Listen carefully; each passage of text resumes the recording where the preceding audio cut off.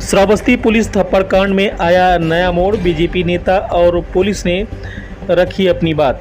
नमस्कार, Shravasti express TV देख रहे हैं आप। ऐसे ही लेटेस्ट और बड़ी खबरों को सबसे पहले देखने के लिए वीडियो को लाइक, शेयर और चैनल को सब्सक्राइब जरूर करें।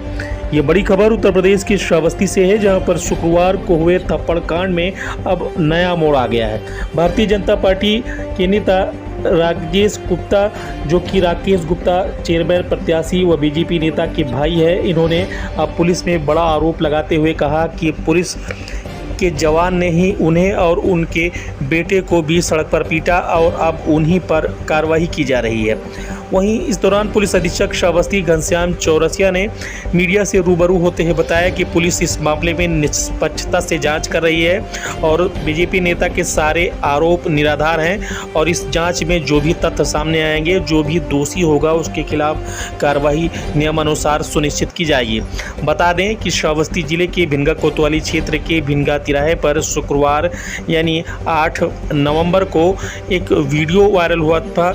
ये मामला वीडियो वायरल में ये सामने आया कि भारतीय जनता पार्टी के नेता राकेश गुप्ता के भाई, जो बीजेपी नेता हैं, वो और उनके बेटे कहीं जा रहे थे और फिर सड़क पर गाड़ी किए, जिसके बाद पुलिस और उनके बीच तू-तू-मैं हुई। इसमें बीजेपी नेता द्वारा एक सिपाही पर 2 थप्पड़ जड़ दिया गया था। वीडियो वायरल हो रहा है, आप पुलिस कर्मी को थप्पड़ मारते नजर दिखाई दे, क्या कहना है? इसमें सच्चाई बिल्कुल पूरी तरीके से छिपाई गई। सच्चाई घटना कुछ और है। इसका क्या घटना है? घटना ये है भाई साहब कि दिनांक 8/11/2024 सायंकाल रात्रि 10 बजे मैं अपने आवास से अपने प्रतिष्ठान भुजंगा के लिए निकला था। घर से ईदगाह तिराहे पर पहुंचने पर 3-4 गौ माता सामने आ गई।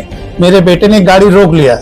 तभी 2 स्कूटी सवार अज्ञात लोग हैं, उनको पहचानते नहीं थे, वो आए, ड्राइवर की शीशे पे मुक्का मारने लगे। बेटे ने कहा रुकिए, मैं समझ नहीं पाया क्या, तो गाड़ी का गेट खोल। जैसे ही बेटे ने हमारे गाड़ी का गेट खोला, कालर पकड़कर जमीन पर उठाकर पटक दिया, लात मुसा थप्पड़ से मारने लगे। और दूसरा आदमी जो सिपाही बैठा था, वो गेट को बंद करके हमको निकलने, तो हम अपनी साइड की गेट से निकल करके जब तक बीच भराव कर, तब तक एक सिपाही भी आ गया, वो वर्दी में था। उसको कहा विवेक है, जब तुम वीडियो बनाओ, हम इसको मारते थे, आज इसको सबक सिखा देंगे इसको। हमने कहा भाई साहब, आप वर्दी पहने में भारतीय जनता पार्टी का जिला कोषाध्यक्ष हूँ, कम से कम इस बात की गर्मा रखिए, आप पहले बीच भराव पहले छुड़ाई, तो अभी बेटे की जान चली जाएगी, इतनी बुरी तरीके से मार रहे हैं। कर रहे नहीं, आप मान रहे स्कार्पियो इस तरीके से बोल करके उसको मार खिलवा रहा था। फिर जब किसी तरह से हमने अपने बेटे को छुड़ाया, जब उठा तो बेटे फिर गाली बकना शुरू बंद नहीं किया, तो सिपाही भी गाली देने लगा। तो इसी बीच में कहीं बीच भराव कराने में कहीं हमारा हाथ इधर उधर टच हो गया, उसको पुलिस मानती है कि आपने थप्पड़ मारा, जबकि ऐसा कुछ नहीं है।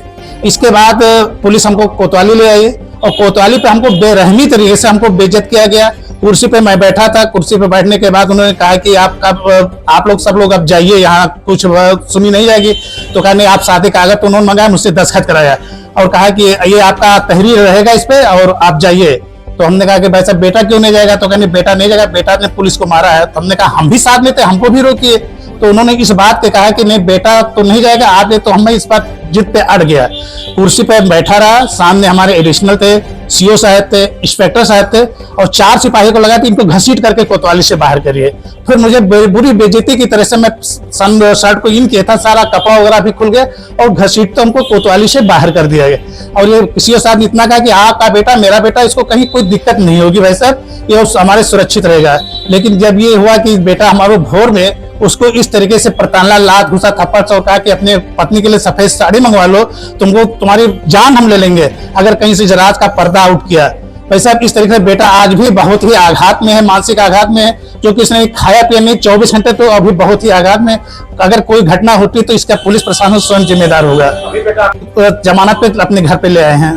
जो वीडियो वायरल हो रहा है उसमें तो सिर्फ एक तरफा दिखाया, वो पुलिस प्रशासन अपने वर्दी वालों को बचाने के लिए ऐसा किया जा रहा है, जबकि घटना की सच्चाई और है। घटना की जांच करा ले, जो मैं कर रहा हूँ उसमें 1% आज मैं जिला भारतीय जनता पार्टी का काफी समय से सेवा करता चला, आज तक मेरे खिलाफ कहीं कोई FIR नहीं, न किसी से मेरा झगड़ा हुआ, न किसी से कोई रंजिश है। आपकी तरफ से कोई साक्ष्य प्रस्तुत किया जाएगा इस प्रेस कॉन्फ्रेंस में? अब हमारे पास जो वीडियो है वो हम दिखा सकते हैं। आपने मौके पर बड़े अधिकारियों को सूचित किया जब ये बवाल हो रहा था? अब दूसरे दिन मैं SP साहब से अपने प्रतिनिधिमंडल, जिला प्रतिनिधिमंडल के साथ मिला, तो उन्होंने आश्वासन दिया कि मैं इसका जांच करा करके इनको कठोर कार्रवाई करूंगा।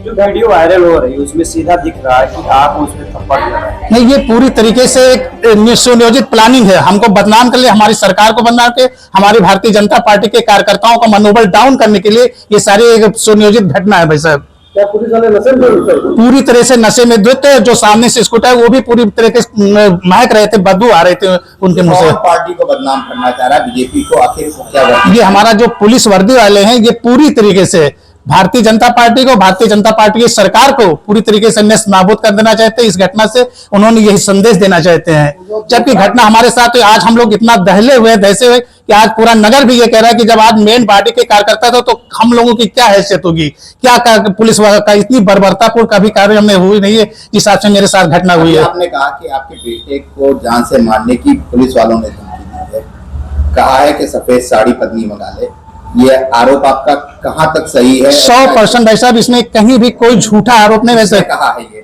ये सिपाही, विवेक सिपाही ने कहा है। नहीं, जहाँ घटना हुई है वहाँ पे तमाम बाजार है, बाजार के ये तो वहाँ पे कोई सीसीटीवी फुटेज में भाई साहब सीसीटीवी फुटेज हम स्वयं खंगालना चाहिए, लेकिन 10 बजे से पहले और 12 बजे के रात के फुटेज को उन्होंने डिलीट करा दिया कि अगर इस फुटेज को निकल आएगी तो पुलिस की नाकामी साबित हो जाएगी। सर ये पुलिस प्रशासन ने कराया भाई साहब।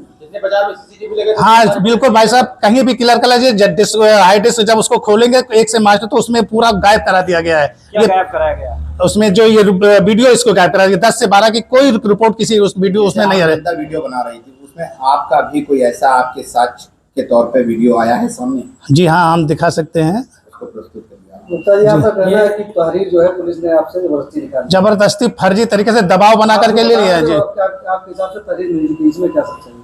हमको जबरदस्ती उन्होंने कहा कि आप कोतवाली में बैठे, जो मैं कहूंगा वो आपको लिखना होगा, उतना ही करना होगा। अच्छा, जो अज्ञात व्यक्ति का जिससे आपका झगड़ा शुरू हुआ वो पहचान में आया? नहीं भाई साहब, मैं अज्ञात नहीं पहचानता हूं, अभी तक नहीं पहचान पा रहा है वो कौन सा व्यक्ति।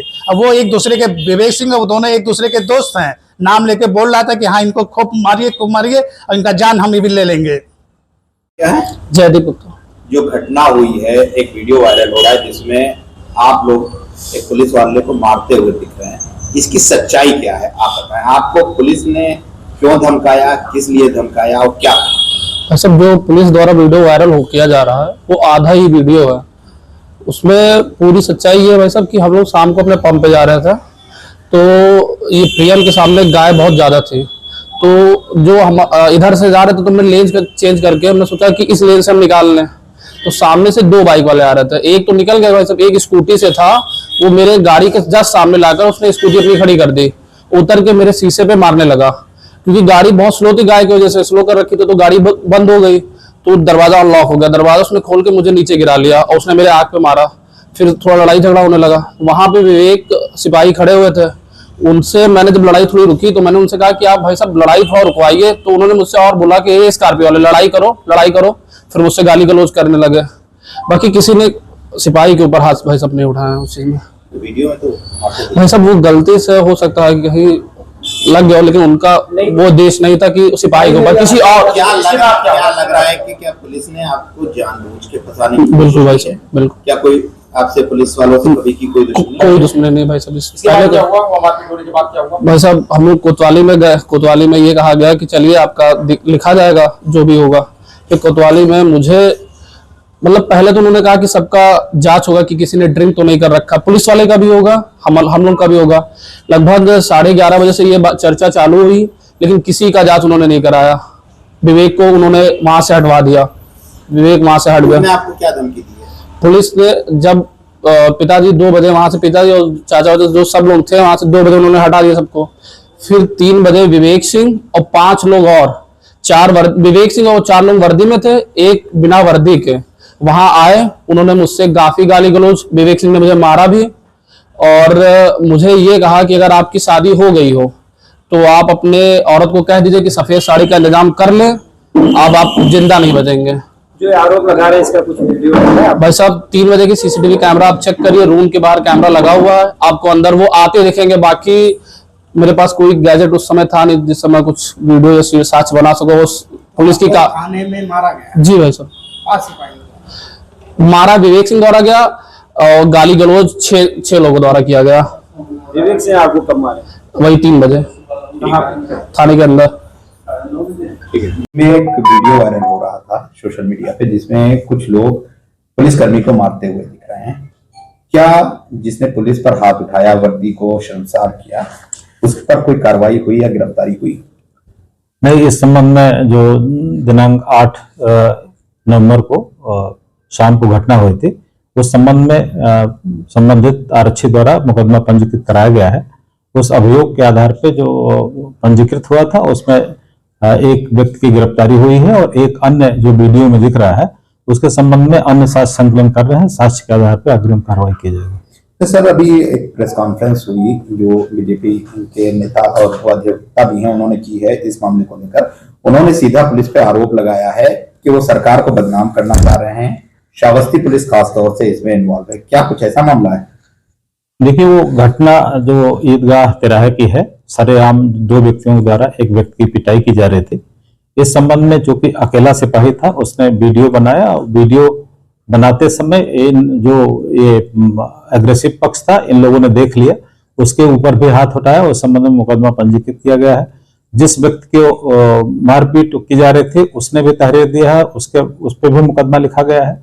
ये पक्ष ने कुछ आरोप लगाते हुए तहरीर दी थी, इनका भी मुकदमा पंजीकृत किया गया है और साक्ष्य के आधार पर अग्रिम विधिक कार्रवाई की जाएगी। सर, एक गिरफ्तारी भी हुई थी और जिसको गिरफ्तार किया गया था उसने आरोप लगाया है कि पुलिस ने धमकाया है कि पुलिस अब सफेद साड़ियां बांट रही है, उसको जान से मारने की धमकी दी है और कहा है कि उसकी पत्नी सफेद साड़ी ले ले। क्या ये बात कहां तक सही है? क्या है? नहीं, जो आरोपी पक्ष था उसमें गिरफ्तारी की गई थी, थाने पर लाया गया था और उसको पुलिस के संरक्षण में रखा गया। थाना प्रभारी और क्षेत्राधिकारी ने बाकायदे उसमें मीटिंग करके सभी कर्मचारियों को हिदायत किया था कि कोई भी इसके साथ कोई गलत व्यवहार नहीं करेगा। और इस तरह उनके साथ जो भी आरोप लगा रहे हैं वो टोटली गलत है, गलत आरोप है। उनको उसका मेडिकल भी कराया गया। मेडिकल में किसी तरह कहीं कोई चोट नहीं है, ना कोई उनके साथ मिसबिहेव हुआ है। वो अपने बचाव में इस तरह का आरोप लगा रहे हैं। आगे की क्या कार्रवाई होगी जिसने पुलिस पर हाथ उठाया उस पर? इस संबंध में विवेचना प्रचलित है, साक्ष्य जुटाए जा रहे हैं और ठोस साक्ष्यों के आधार पर अग्रिम विधिक कार्रवाई की जाएगी और जो अन्य दोषी पाए जाएंगे उनके विरुद्ध भी नियमानुसार कार्रवाई की जाएगी।